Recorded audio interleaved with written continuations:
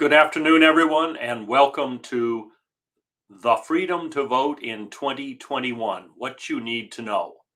I'm Trevor Potter, President of Campaign Legal Center. Thank you all for joining us today. CLC is a national nonpartisan organization that works to advance democracy through law at the federal, state, and local levels. We fight for every American's right to participate in the democratic process. We believe our democracy should be transparent, accountable, and inclusive. In April, CLC hosted the virtual event, The Bad News and Some Good, on voting rights in the states. Since that time, we have seen state legislatures around the country pass a record number of voting bills, many of which made it more difficult to vote in those states. In Congress, we have also seen the introduction of a number of pieces of important legislation. The For the People Act and the John Lewis Voting Rights Act have passed the House, and the Protecting Our Democracy Act has just been introduced in the House. Recently, in the Senate, the Freedom to Vote Act was introduced, co-sponsored by Senator Manchin, who had objected to portions of earlier election bills. Each of these bills contains key components to protect the freedom to vote, making it clear that the congressional leadership agrees that safeguarding and improving our democracy should be central to the work of this session of Congress. This afternoon, our panel will review the details of the Freedom to Vote Act in particular, as well as the other proposed federal legislative pieces, and the potential impact of these important proposals on voters across the nation. I'm particularly excited about today's event because in addition to our CLC experts, we will hear from Patrick McGinnis, a membership of Leadership Now, author and venture capitalist, who will share his thoughts on why the freedom to vote should be a top priority for the business community. CLC has been working with Leadership Now on these issues, and we are delighted to have Patrick join this conversation. With that said, I would like to turn it over to our moderator for today, Jason Jaffrey, to introduce the members of today's panel. Jason? Thank you, Trevor. Hello, everyone. I'm Jason Jaffrey, Chief Development Officer at CLC.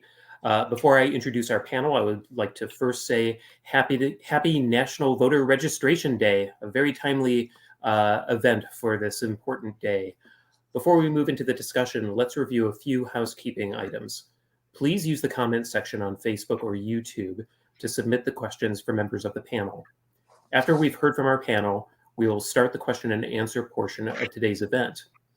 We will do our best to get to each question, but in the interest of time, we may not be able to answer every question.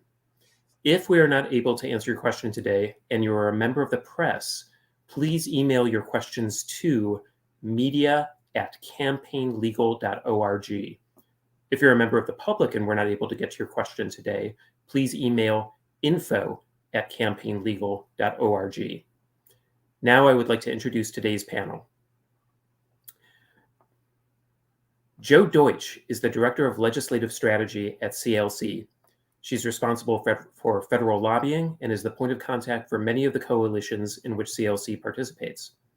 She has fought for more than 35 years as a lobbyist on Capitol Hill for equality and rights for women, the LGBT community, and the labor and progressive movements.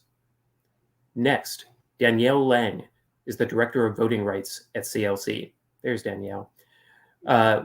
Danielle litigates a wide range of voting rights and redistricting matters before federal courts, from the district courts to the Supreme Court, presents at conferences nationwide, and conducts trainings on federal voting rights laws.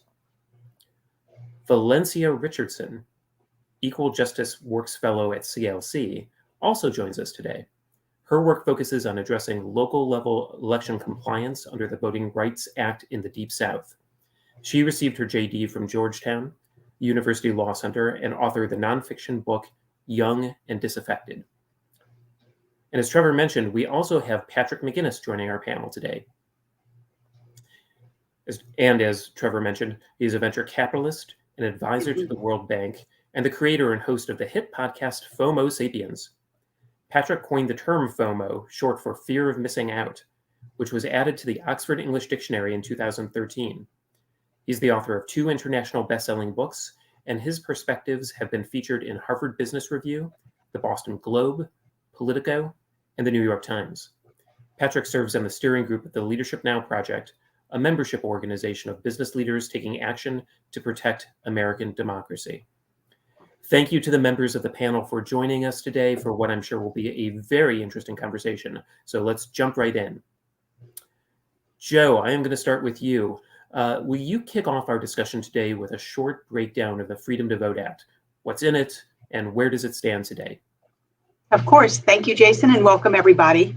As Trevor has mentioned, there's been quite a few important democracy-related bills introduced during the 117th Congress.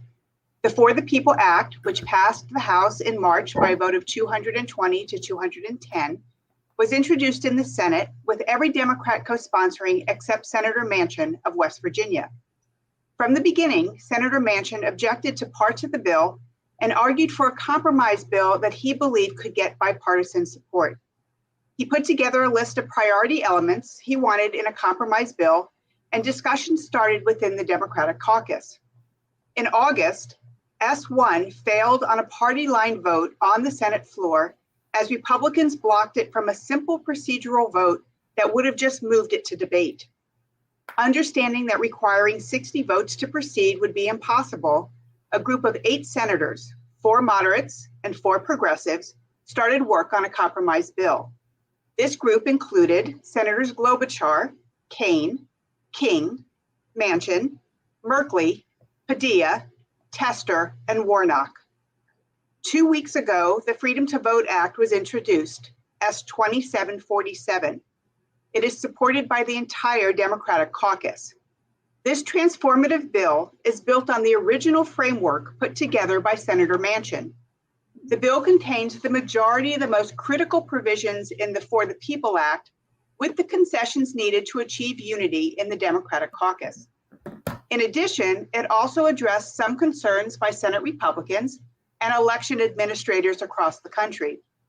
There are 4 general subject areas: voting rights, redistricting, election security, and campaign finance. While I don't have enough time today to go through all 600 pages of the bill, I will give a very, very quick overview of the key components of the Freedom to Vote Act. Under voting rights, it establishes automatic, same-day, online, and early in-person registration for federal elections. It ensures that all voters can vote by mail. It provides voters an opportunity to cure signature mismatches before rejection of their ballots. And it makes Election Day a federal public holiday. In election security, it protects elected officials and workers and makes it a federal crime to intimidate, threaten, coerce, interfere, or harm any election worker or official. And it strengthens voting system security by adopting voter verifiable paper ballots for all federal elections. It enhances transparency by requiring states to publish proposed maps. It sets new mandatory criteria for states to use when drawing congressional districts, and expands protections for minority voters under the Voting Rights Act. Under campaign finance, it incorporates major finance reforms to improve transparency in elections and combat dark money and election interference. This includes the Disclose Act and the House Act on the Honest Ads Act. It improves campaign finance oversight and enforcement, and it ends super PAC coordination. It strengthens the FEC's process and the judicial review provisions. And it establishes a voluntary small donor financing program for U.S. candidates. I skipped redistricting, I'm sorry. And under redistricting, it eliminates extreme partisan gerrymandering for congressional districts and prohibits mid-decade redistricting. The Freedom to Vote Act contains the most comprehensive advances our democracy has seen in decades and is a crucial step to addressing the most pressing challenges of our electoral process. I know you will all have questions about what's the next step, and I will get to that later in the program. Thank you, Jason. Thanks so much, Joe. Danielle, we're going to move to you next. What is the difference in the John Lewis Voting Rights Act and the Freedom to Vote Act? To protect the freedom to vote, do we need both pieces of proposed legislation to pass? And if so, why? Thank you, Jason. I'm so excited to be here on National Voter Registration Day, talking to all of you. And in a short answer to your question, yes, we do need both bills. And I'll explain to you why. You need to understand first what these two bills are trying to achieve when it comes to freedom to vote. Of course, as Joe mentioned, the Freedom to Vote Act includes a lot of different provisions across areas of our democracy, including ethics and redistricting and campaign finance. But just focusing on the voting component right now, what the Freedom to Vote Act does is creates a national baseline for voter access. Right now, whether and how you can access the ballot varies dramatically depending on your zip code. In some states, you have a plethora of options to vote. You can vote by mail, you can return it by Dropbox or in person, or through US mail. You can vote in person, you can do so early, you can do so at a vote center rather than at your particular precinct, and you can do so on election day. In other states, most people have to vote in person on election day, and that just does not work in the 21st century and the voting infrastructure we have. So the Freedom to Vote Act would create a national baseline with modern voter registration techniques that we know work, like same-day voter registration and online voter registration, guaranteed vote-by-mail access, standardized access to early voting, so that voter access across the United States can be more uniform. What the John Lewis Voting Rights Advancement Act is trying to achieve is something a bit different. It is to restore a key part of the 1965 Voting Rights Act that was gutted by the Supreme Court in its Shelby County decision in 2013. And what that part of the Voting Rights Act did was set up what we call a pre-clearance regime, which was that states that had a history of discrimination in voting and racial discrimination in voting would have to have their changes in their voting laws pre-cleared either by a district court or the Department of Justice to make sure it wouldn't harm minority voting rights. And the reason that was so important is that during the Jim Crow era, one kind of discriminatory voting law would be struck down, like a grandfather clause, and another one would crop up in its place. And it was a game of whack-a-mole. By creating pre-clearance, new types of voting discrimination cannot go into effect until they have been pre-cleared. And so by now it should be clear why we need both, because we need to set a baseline and then prevent new forms of discrimination after we've set that baseline. Without the John Lewis Voting Rights Advancement Act, even if we have the Freedom to Vote Act, states will come up with new, ingenious ways to discriminate in access to voting that the Freedom to Vote Act couldn't have necessarily predicted ahead of time. But without the Freedom to Vote Act, the John Lewis Voting Rights Advancement Act will do nothing to wipe away the discrimination that's already baked into our system. It will only look forward to future types of discrimination and do nothing to rectify the system as we have it right now. So we absolutely need both. In 1965, the Voting Rights Act did both. It set baselines by eliminating things like poll taxes and literacy tests and putting in place pre-clearance. These two bills together would do the same thing for the 21st century, set a national baseline, and then protect from future forms of discrimination that we haven't even imagined yet.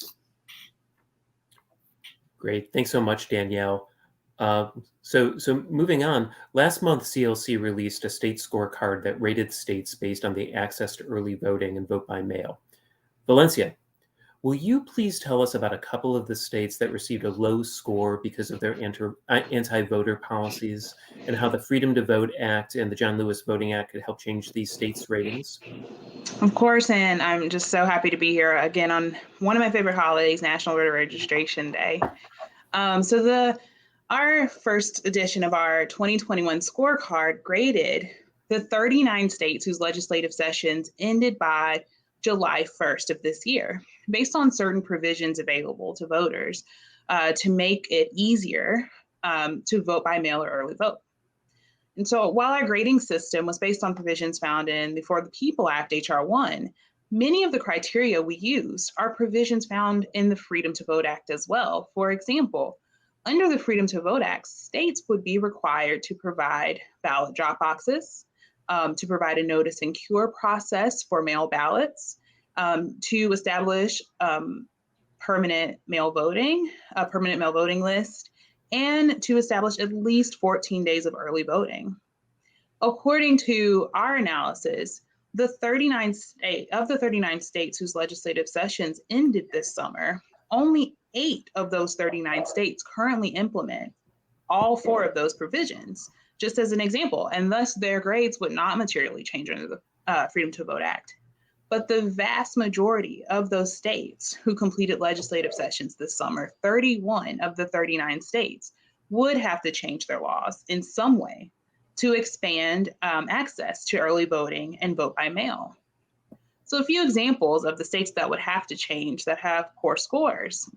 Under our grading system, Alabama was the worst state in the country for vote by mail and early voting, only met 2 of our criteria at the time. Under the Freedom to Vote Act, states like Alabama would see tremendous expansion. That would include no excuse vote by mail, a notice and cure process, and importantly, Alabama would have to reconsider its ban on curbside voting, which it implemented during its 2021 legislative session. Georgia and Kansas are 2 states whose state legislatures made vote by mail and early voting access worse during their 2021 legislative sessions. And the Freedom to Vote Act would require those states to reverse its current ban that those states passed on soliciting absentee ballot applications, an issue which CLC is currently litigating. And finally, Texas. While Texas was not included in our first edition because its special session did not end until August, it's worth noting that the Freedom to Vote Act would reverse many of the changes passed in Texas SB 1, including their ban on election officials from sending out mail ballot applications, as well as their ban on drop boxes. Next, HR 4, the John Lewis Voting Rights Advancement Act, as Danielle mentioned earlier, would restore key provisions of the Voting Rights Act that would bring several states under federal oversight known as pre-clearance for their history of racial discrimination in voting. Of the states that would be covered, at least 5 that we have seen passed or enacted laws during their respective legislative sessions that would likely be subject to pre-clearance and force those states to prove that the laws are not discriminatory against racial minorities. And those states include Alabama, Florida, Georgia, Louisiana, and now Texas. And so as our report shows, state legislatures across the country made access worse in the 2021 legislative sessions that can only be addressed with congressional action. The Freedom to Vote Act and the John Lewis Voting Rights Advancement Act would represent an expansion to the freedom of vote for millions of Americans across dozens of states, particularly with respect to early voting and vote by mail. But importantly, as we observe National Voter Registration Day, the bill also expands access to voter registration by requiring automatic voter registration, online registration, and pre-registration for citizens 16 and older. And so overall, the Freedom to Vote Act would guarantee the freedom to vote from the registration process up to the time a voter casts their ballot. Great. Thank you so much, Valencia. Patrick, I'd like to bring you into the conversation. There's been some news coverage on businesses in Georgia, Texas, and other states weighing in on the deliberate barriers to voting. Will you share with us why the business community has become more vocal in the fight to protect the freedom to vote? Absolutely. And first of all, I just want to thank you, Jason, for the question, and also thank the CLC for having me here to represent Leadership Now. You've been such a great partner of ours as we work together to make sure that people can vote and that our electoral system is strengthened and more functional. Now, for those of you who don't know Leadership Now, I'll just give you a really quick overview of who we are. We're an organization, a membership organization of business leaders and thought leaders who are committed to renewing American democracy in the long term. We have more than 300 members across the country with strong sort of local presence everywhere from Texas and Georgia up to New York and California and all over the country. So we're able to really get involved in politics, not just at the national level, but at the local level as well. And we are not a partisan organization. We're principled business leaders that are looking beyond partisanship, because instituting a fair election system is not a partisan issue. It's a fundamental part of our American democracy. So if you want to learn more, you can go to leadershipnowproject.org. Now, in terms of what's going on with business leaders, I think we have seen an unprecedented response to what has been going on in the voting rights space. In the past, you didn't see this so much, but if we think about just in 2021, especially in the aftermath of January 6th, companies came out and made clear statements about the fact that they thought that what was happening at the states was not correct. And that was everything from, the very high profile canceling of the All-Star game in Atlanta to hundreds of companies from Dow and HP to Twitter and Estee Lauder urging the protection of voting rights across the country. In Texas, we saw business leaders rally around the Fair Elections Texas letter, which had major CEOs of Texas companies calling for business leaders around the state to step up and reject attempts to restrict the voting by the legislature. Obviously, that went ahead anyway. Now, back in April, Leadership Now co-sponsored a CEO roundtable with over 100 CEOs from Fortune 500 companies. And for us, the meeting demonstrated that there is a fundamental importance that CEOs place on these issues. And why is that? I think, this is the question that maybe some people say, well, why are business leaders so focused right now in a way they haven't been before? I think there's a couple of things happening. Number one is that business leaders realize that this is an issue, that 69% of business leaders are concerned about the status of our democracy. And business leaders, especially the ones that are part of our organization, they've made the case that a strong democracy is critical to the stability of the economy. So this is something that all business leaders can share, no matter where they fall on the political spectrum. We need predictability and accountability, and we need a government that reflects the will of the people and that can be effective decision makers. And so we all know that business thrives in an environment where you can predict what's going to happen and you don't have to worry about contested elections and people in the streets and the aftermath of elections being full of conflict and doubt. And so that's really a lot of where these things are coming from. I would also say that, it's important to note that not only are the business leaders themselves focused on this, but their stakeholders are as well. So employees, customers, suppliers, people are aware of what's going on. They care about it, and they're looking for their companies to speak out on this issue. And so it's been a really unprecedented response, and we've been thankful to be part of the conversation and taking a leadership role in making sure that we can enact laws that will better reflect the will of the people. Thanks, Patrick. And again, thanks so much for joining us today. For the next round of questions, I'm going to direct it to some folks on the panel, but I do want to encourage everyone on the panel to weigh in after the initial answer if you have some thoughts to share or anything that you want to add.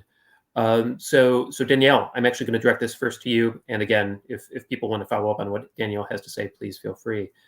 In the states with laws and policies that make voting safe and accessible for all voters, have we seen an advantage for one party over the other? In a word, no.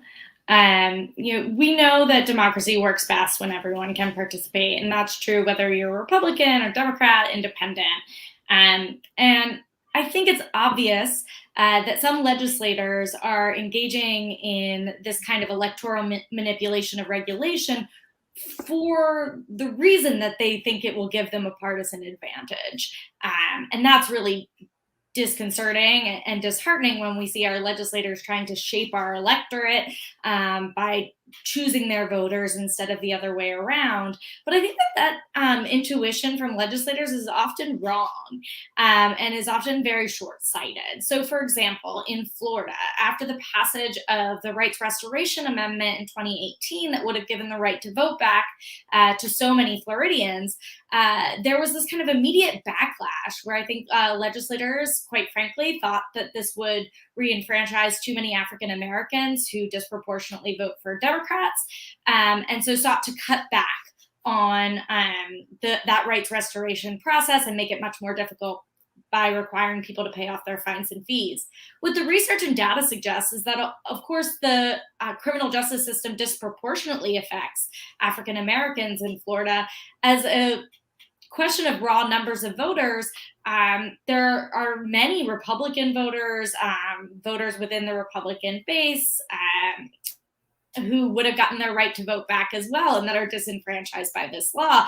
And the data doesn't suggest it would help or hurt one party or another. You see that the same way with vote by mail. There's been this immediate backlash against vote by mail because of the rhetoric coming from the former president and also disproportionate use by vote by mail in the pandemic by Democrats. But traditionally, vote by mail is used by Republicans and Democrats alike and is incredibly popular, especially among older voters who find it more convenient. The types of policies in the Freedom to Vote Act are implemented in red and blue states alike when it comes to things like the majority of states have no excuse vote by mail, including Kansas, Alaska, Florida, Idaho. The vast majority of states provide early voting and online voter registration. So these are not kind of blue state policies. They are right to vote policies that work for Republican, Independent, and Democratic voters alike. Great. Thanks so much, Danielle. Before we move on, does anybody else have anything that they would like to add to that?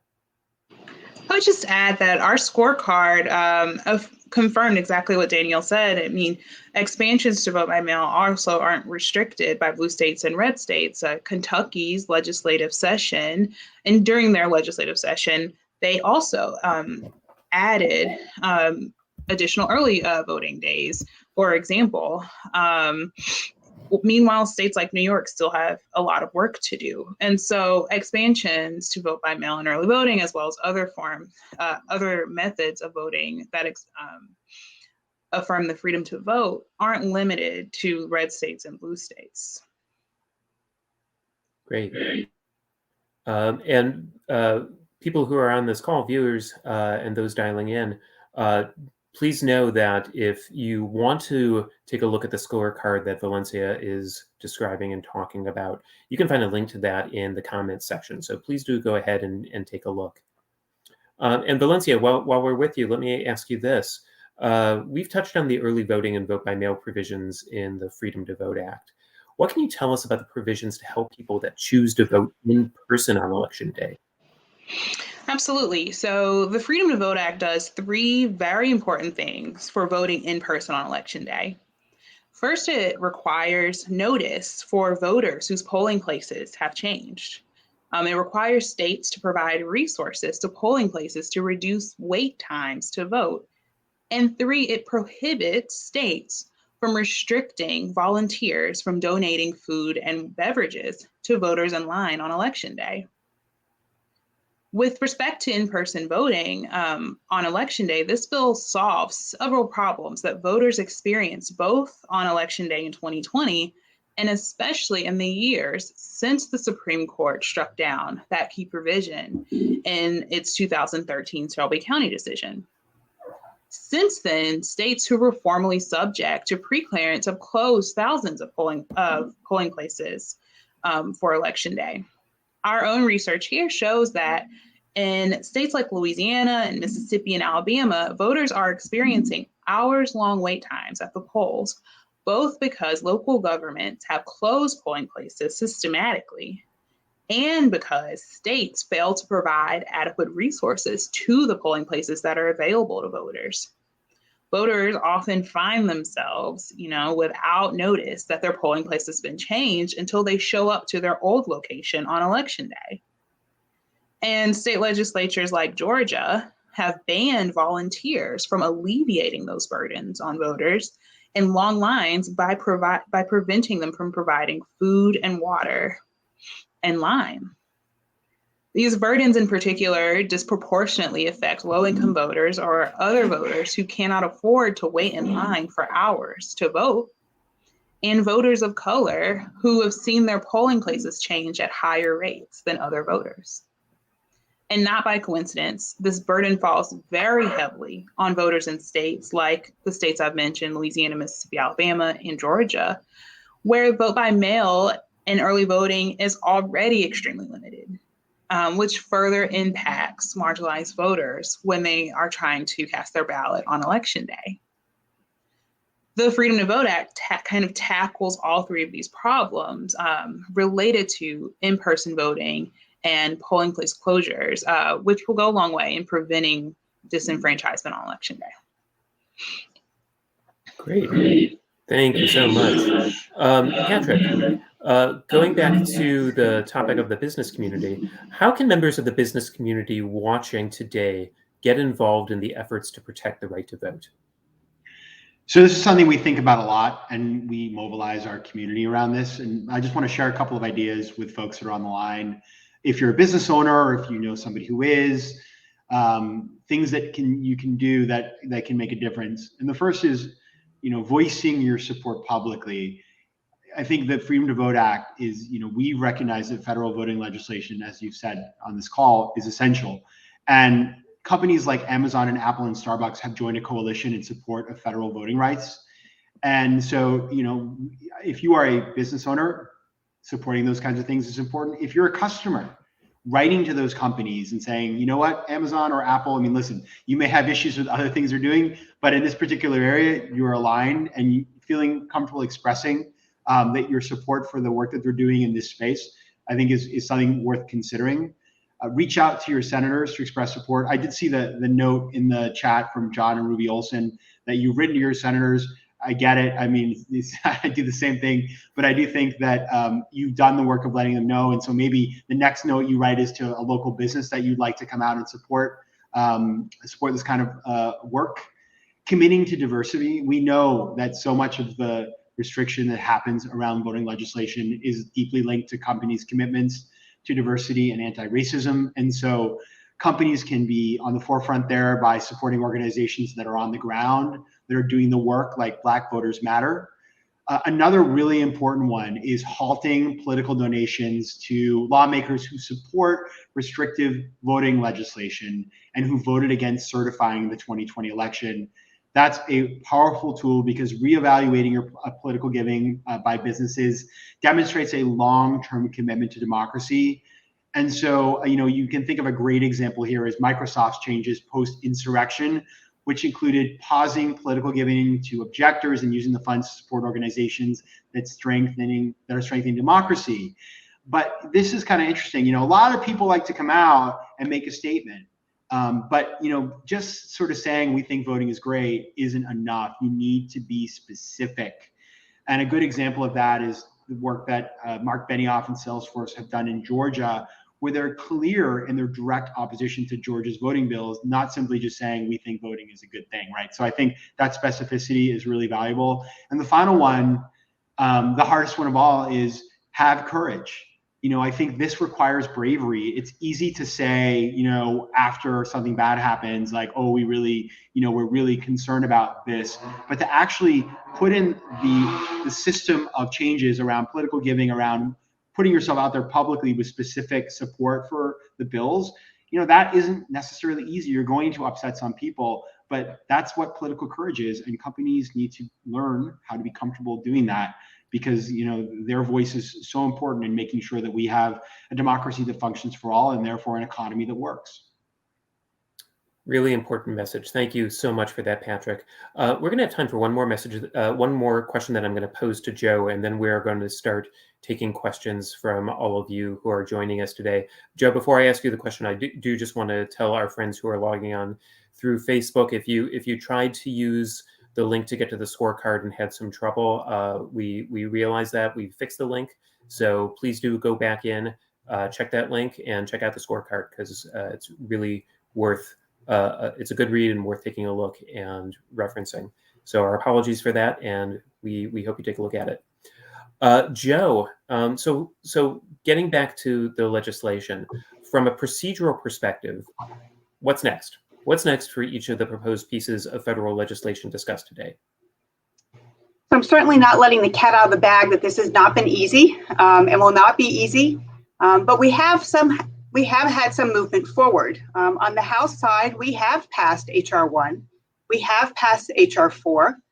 We have introduced the Protecting Our Democracy Act on the House side, or POTA. That's H.R. 5314. That was introduced 2 weeks ago. And so on the House, things are moving. But yes, things get a little clogged up when we get over to the Senate. And not surprisingly, we haven't been that successful. But there is momentum. In terms of POTA, we think we'll have a bill in the next few weeks. In terms of the John Lewis Advancement Act, we think we'll have a bill really in the next week or two. The Senate Judiciary Committee has held hearings and is holding hearings on that bill. And we anticipate some movement on the Senate on those two. In terms of the Freedom to Vote Act, as I have talked about and a lot of other people have talked about, we have a new bill. And Senator Manchin has been spending the last 2 weeks with that language talking to his Republican colleagues to try to find a Republican who will come forward in support of that bill. And you know, Jane asked in the questions, why do we think we'll get a Republican?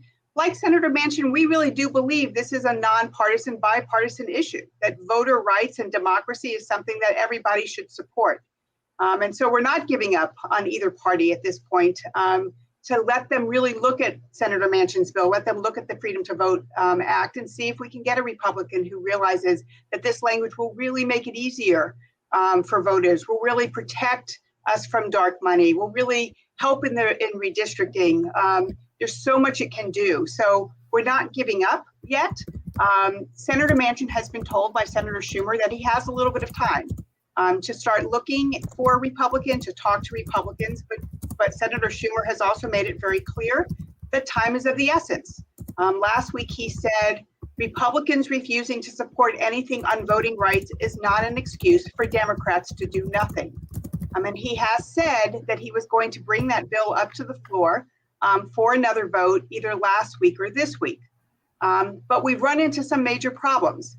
We've run into a real fight in the House and Senate on the infrastructure bill, on Biden's economic agenda, on reconciliation, on emergency disaster relief, on raising the debt ceiling, and quite frankly, for keeping the government running past this Thursday. So we may not get a floor vote this week. We may have to wait a little while because there are some pretty big issues that's slowing down the Senate and the House right now that we all want them to address. When we get to that Senate floor vote, whether it's next week or the following week, it will fail again. There's no question that that will happen. Republicans have made it very clear that they don't support, that Senator McConnell does not support Manchin's new bill, does not support this bill, and will block proceeding for any motion to proceed.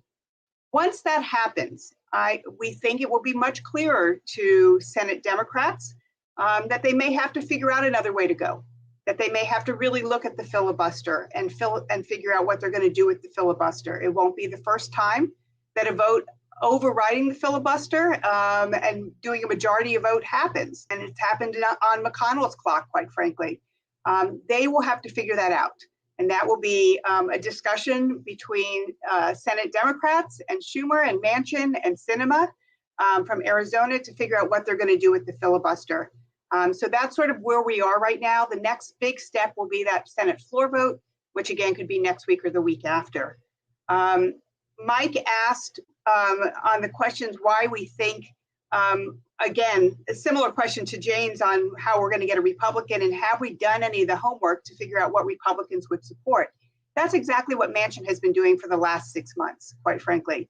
And part of the changes between HR 1 and S1 and Freedom to Vote has been those pieces that Manchin thinks as a moderate opens up the bill to more support. So we're not just, the Democrats haven't just kind of created this new bill. They've done a lot of research and a lot of homework on what Republicans have been saying that they didn't like about the first bill. for this new bill. And I think those are the questions that kind of address what was in my theme. Oh, actually, if I could go to Patrick's point about lobbying and writing to your members of Congress, never give up writing. You are citizen lobbyists, and they will, your alternative to not write is other people who are on the other side are still writing. And they keep tabs on how many letters they get. So yes, your senators may not be supportive. For the two examples that came up, Grassley has been supportive on some of these issues, and quite frankly, so is Rubio. So don't give up in Florida and Iowa. Write those letters, find friends to write letters. They listen to you way more than they listen to us federal lobbyists, I can assure you of that. Thanks so much, Joe. Also, a really important message, and one that we all need to heed. But before we move on to, again, questions from our participants, I just want to make sure that the rest of the panel has a chance to weigh in with some final thoughts before the questions about what Joe was just talking about and the pathway of the legislation. I think it's more of a kind of closing remark, but I'll say that repeatedly the Democratic leadership has said that there's not an option not to act. And I think that that's absolutely true. If this opportunity is squandered, it's really leaving our democracy in a shaky place. And voters delivered to Congress a mandate to fix the democracy. And if the leadership cannot pass anything through, that will be a failure to the American people. And I think they are right to see this as not an option. It's simply not an option not to act. So I'm so glad that they went back to the drawing table with Senator Manchin and said, okay, if there are parts of For the People Act that you're unhappy with, let's go back to the drawing board. But what we can't do is scrap this bill and move on. We have to keep working at it. Great. Thank you. Thank you all so much. So now we are going to be moving on to questions from our participants. So the first question, and I'm going to direct this to the entire group, so feel free to weigh in. What were the concessions made in Manchin's bill? In effect, did it differ from the original bill? Joe, maybe you can take a lead on this. I can start with that one. Sure. There are differences, and there are pieces that have been cut and pieces that have been changed. There are changes in public financing and how the public financing provisions are drafted.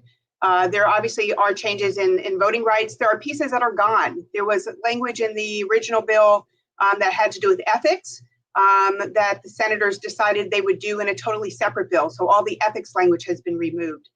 They really did look at Senator Manchin's list of what he thought were the key proponents that needed to be put in. He really did think that the original bill was massive. And I think in the end, about 250 pages shorter now with freedom to vote. So those were some of the kind of basic changes. Yeah, I can speak directly to the voting provisions in particular.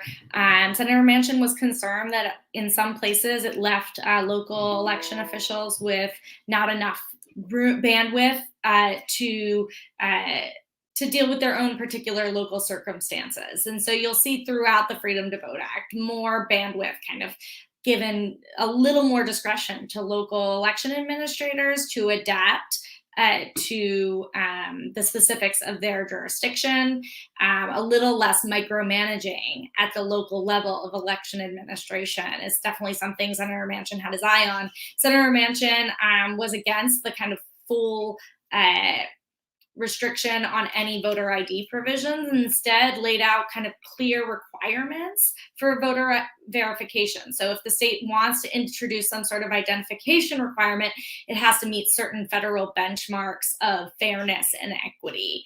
So those are some of the key differences that we've seen in the Freedom to Vote Act.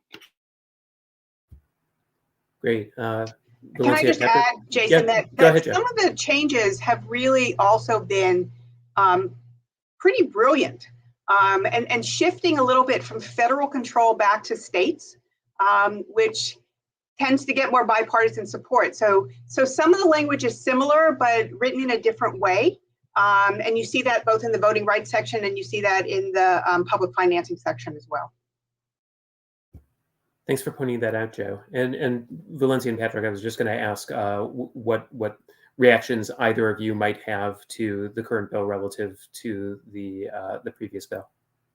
I think my only real reaction is that with respect to the voting rights provision, specifically the vote by mail and early voting provisions, it keeps a lot of the same provisions that were meant to expand access to vote by mail and early voting, mostly the same.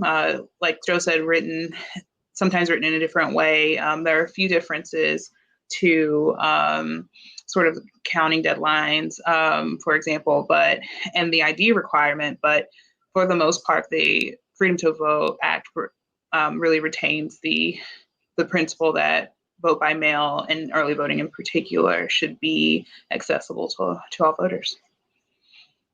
I'll put that in there that we haven't updated our electoral system in some 50 years. And so this would enshrine a lot of really positive changes. And obviously the business community that's constantly focused on innovation, the idea that we haven't embraced innovation and some of the really great tools that we have that make voting easier for people, it's a head scratcher. And so, we are, Leadership Now has come out in favor of the Freedom to Vote Act. Great, thanks so much. We'll be moving on to the next question in just a moment.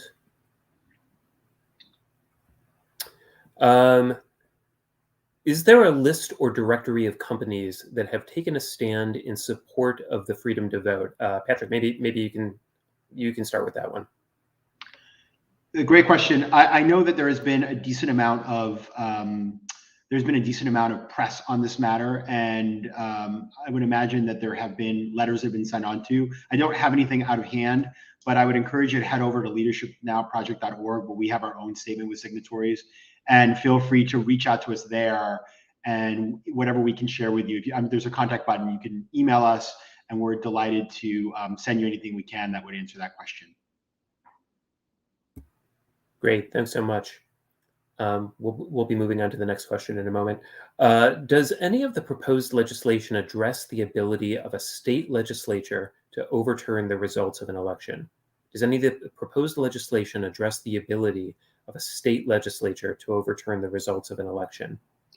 Yes, there are provisions, or at least there are provisions that are aimed at that concern, certainly, in the Freedom to Vote Act. And that is actually a difference between the For the People Act and the Freedom to Vote Act, which is an addition, which is the For the People Act was originally drafted back in 2018. It obviously got updates since 2020, but the issue around what we call election subversion and the possibility of a legislature overturning electoral results is an issue that really came up for the first time in many people's minds in 2020.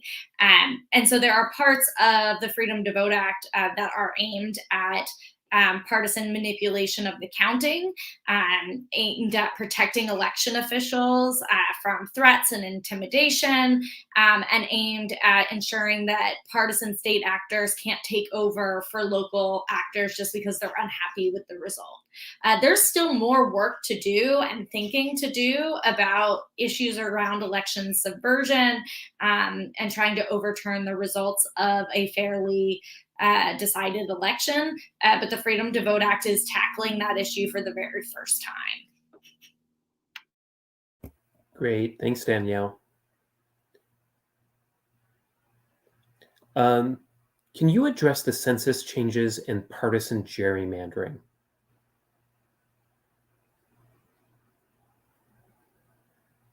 Sure. Go ahead, Valencia. I was going to ask Danielle or Valencia. Valencia, go ahead. Yeah, with respect to the Freedom to Vote Act, the Freedom to Vote Act does address partisan gerrymandering. Specifically, it prohibits it and establishes a standard and an ability for plaintiffs to make legal claims challenging partisan gerrymandering in federal court. And so the Freedom to Vote Act, very similar to HR 1, sort of addresses the Supreme Court's recent decisions, which enables partisan gerrymandering by sort of prohibiting it and prohibiting actions that create environments for partisan gerrymandering by setting certain standards as well. And I'll just add that in the coming days and weeks, the news will be a running advertisement for the Freedom to Vote Act, because in light of the 2020 census results, every state has to redistrict, and legislators are using that as an opportunity to partisan gerrymander like you've never seen before, because they got a blank check from the Supreme Court in 2017 that they can do so, and they're taking that to the bank. And so CLC actually has a new tool called Plan Score, where you can see the partisan advantage created by all of the maps that are being proposed by legislators or enacted by legislators. And the results are dramatic. We need some sort of check on these legislators, because without that check and without any fear of repercussions, the legislators are picking their voters rather than the other way around, and it's not going to stop. And if I could just add, this is one reason why there is so much incentive for the Senate to figure out how to move this bill, because they see what's happening on the state level and they know that maps are being drawn right now. And that's one of the reasons why, to the question, all the questions that we're getting about the filibuster, which is one of the reasons why we may actually see some change in the filibuster, because it may be the only way around moving this important legislation. Thanks. Patrick, any thoughts on this before we move on? No, nothing additional. Okay, thanks so much. Just wanted to give you a chance. So with that, want to thank everybody that asked these questions, and want to start to bring today's presentation to a close. But before we end today's discussion, I would like to give our panelists an opportunity to offer any closing thoughts. So I think I'll go in the order that we started with. Joe, Danielle, Valencia, Patrick. So Joe, why don't you start and then pass it to Danielle and then so forth. I will keep my lobbyist hat on and remind you that you are public lobbyists, citizen lobbyists, and you should let your members know, your House and your senators know, that these issues are important to you, and that moving this bill through the Senate and getting it signed into law by President Biden is crucial. There are still lots of questions out there about the filibuster and reform, and I will just end by saying, as a glass is half full woman, that I don't believe that Senator Manchin would have spent the amount of time that he has spent coming up with this new language on the freedom to vote if he wasn't willing to take it over the line and get it passed. So keep the faith. Danielle? I will echo a lot of what Joe just said about how important public pressure has shown itself to be in recent years. I have been working on voting rights issues since at least 2015, and I can tell you that the ability to gain traction with legislators has changed dramatically over that time as Americans have woken up to the issue and become more vocal. That includes business leaders and everyday citizens. That has made voting rights and access to democracy a priority issue for Democrats. There are, S1 and HR1 bills. That's not something we would have seen in the past. It also has made a lot of difference in the state legislatures. I know there has been a lot of bad news in 2021 around the state legislative actions, and that is true and undeniable. It could have been a lot worse. While we were watching the state legislatures this session, we definitely saw them responding to political pressure from business leaders and from their constituents in a way that they had not paid a political price for manipulating election administration in the past. And so while a lot of legislators kind of came in with an enormous vote suppression agenda, they ran up against enormous political pressure. And we saw a lot of the bills that ultimately passed were bad, but not nearly as bad as they could have been. And that's because folks were willing to do the work. business leaders were willing to do the work, and folks were willing to stand up. So keep the faith and keep the pressure on our leaders from the federal level all the way down to the local level. Thanks, Danielle. Valencia?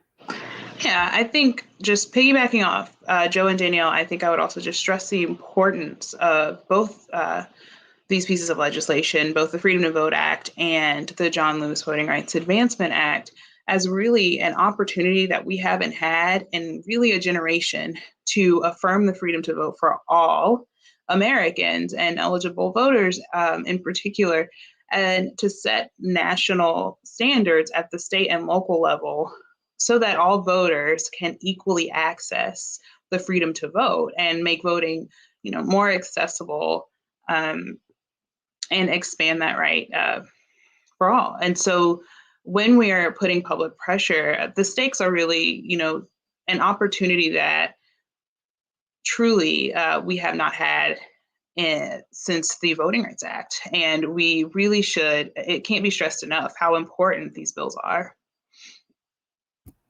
Thank you, Valencia. And finally, Patrick. Yeah, I completely agree with Valencia. This is, the stakes are extraordinarily high. And just two thoughts that come to mind as we think about the business community's role.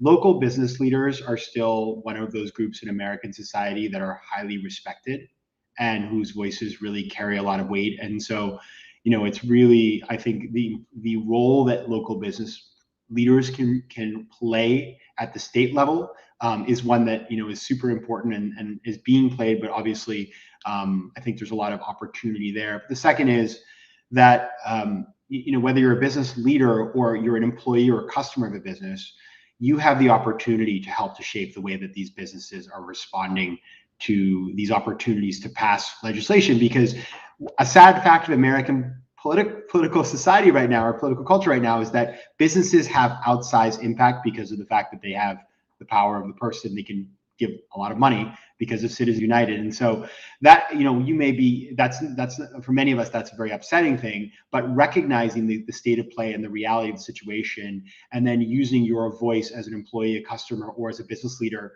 to exert that influence can be a powerful force in getting legislation like this passed.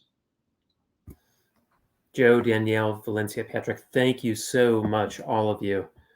The Freedom to Vote Act and other pieces of federal legislation discussed today represent a tremendous movement in the right direction to help make our democracy more transparent, accountable, and inclusive. The bills address many of the deliberate barriers to voting that have been created by some state governments in the past few months, partisan gerrymandering, and the enforcement of campaign finance laws.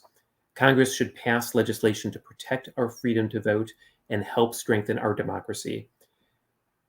Again, if you have additional questions and would like more information, please email us at info@campaignlegalcenter.org. I know that there are some people on today's call that are going to be joining us for a separate gathering on Zoom. To all of you who are going to be joining us later this afternoon shortly, just want to remind you, we sent you a Zoom link for that, and we just resent it to you, so it should be at the top of your inbox. So if you don't have it handy, go check your email. It'll be at the top of your inbox, and we look forward to seeing you soon. To the rest of you, to all of you, to our speakers today, to everyone involved in our work, thank you so much for joining us today. Have a good afternoon. Thank you.